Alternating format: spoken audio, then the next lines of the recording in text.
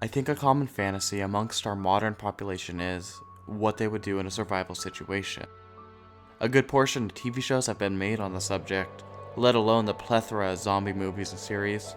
A zombie apocalypse, go to a prison, food, water, weapons, and above all else protection.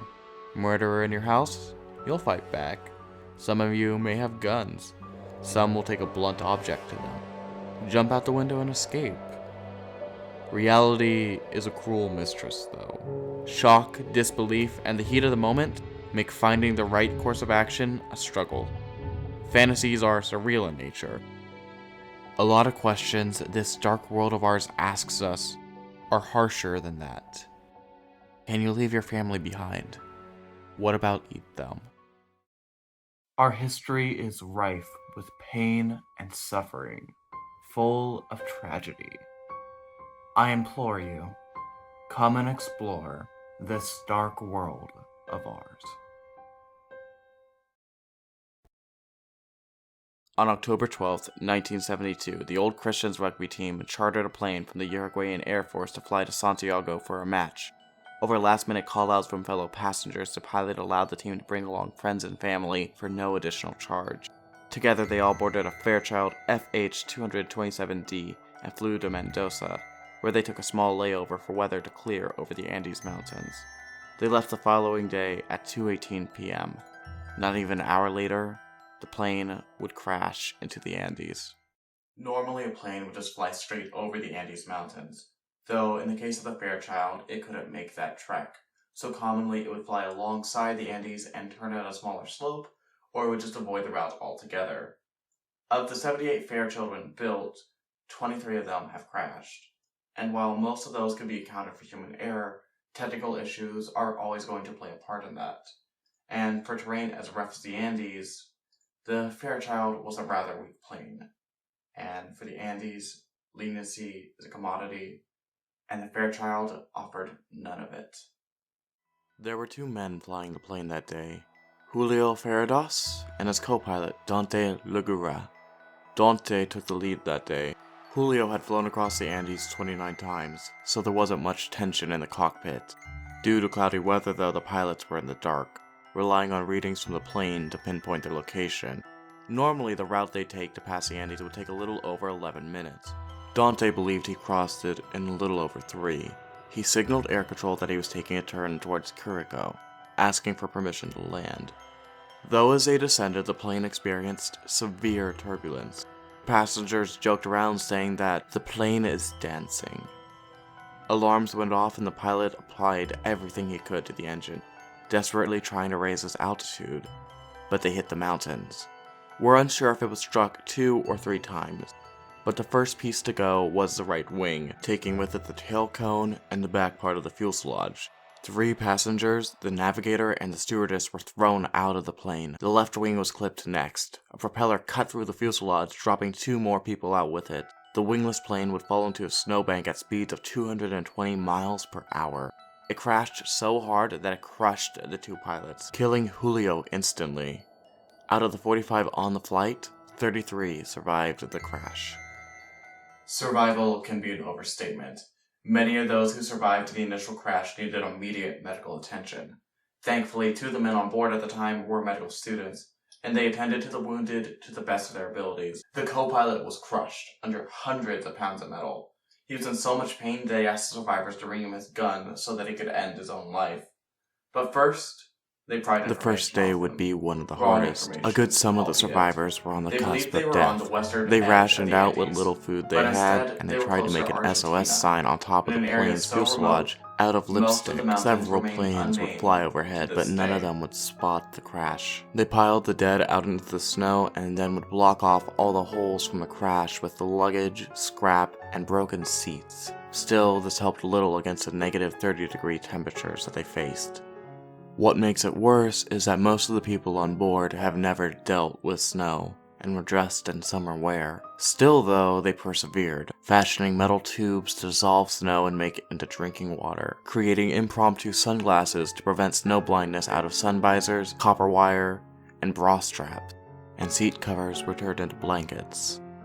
On the 3rd day though, one of the presumed dead woke. a man by the name of Nando Parado. He had suffered a coma, and the cold climate helped preserve his body as he recovered. He immediately went to treat his dying sister after learning that his mother had passed away. Search and rescue efforts started an hour after the plane's disappearance.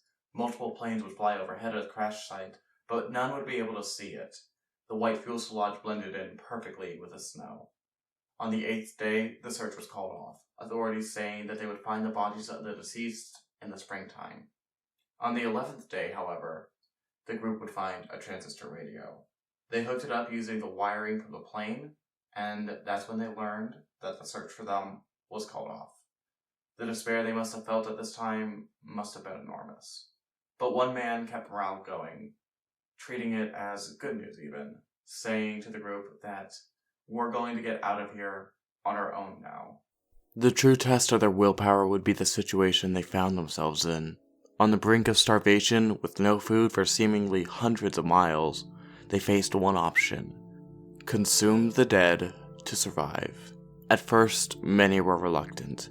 They tried ulterior means, consuming leather from the suitcases being the most predominant, but it was to no avail. Not only would it not meet their calorie intake requirements for surviving in the Andes, it proved rough and hard to eat. A lot of times in history, people who were forced to eat leather would boil it down into a sludge or make it into a broth, though modern day leather is commonly treated in chemicals, making it toxic to eat. The only out they had was to eat the dead, their classmates, friends, and family. The group made a pact: if they were to perish, they would want the others to consume their flesh. They fashioned shivs out of the glass from the plane, and on the 10th day, they consumed human flesh. Many couldn't keep it down, or outright refused to partake. Some likened the act to be that of a communion, comparing it to eating the body of Christ. The first to be eaten would be the pilot, as there was no emotional attachment from any of the group for him. Despite the vast majority of the group being willing to eat the dead, Nando made it a mission to make sure his sister and his mother remained untouched. The meat was dried out in the sun, the only method they had available for making it easier to digest. Initially, they only consumed muscle, skin, and fat, but over time, organs were harvested. Nightmares of damnation were rampant amongst the camp. Everyone alive was Catholic. Some questioned even if they deserved to live after this. Most would quote the Bible verse John 15:13. No man hath greater love than this, that he lay down his life for his friends. They survived like this for weeks on end, and while they had most of their basic needs met, they were still living in one of the most hostile environments known to man. And on October 29th, it finally caught up to them. The Andes can suffer over 250,000 avalanches in a single year. The entire fuselage was buried to the roof in snow. Those who could tried to unearth their friends, all the while piling more snow on others. When you suffer an avalanche, despite the great force of the snow crashing on you, you're more likely to die by asphyxiation than blunt trauma. 8 people suffocated that night, leaving only 19 alive.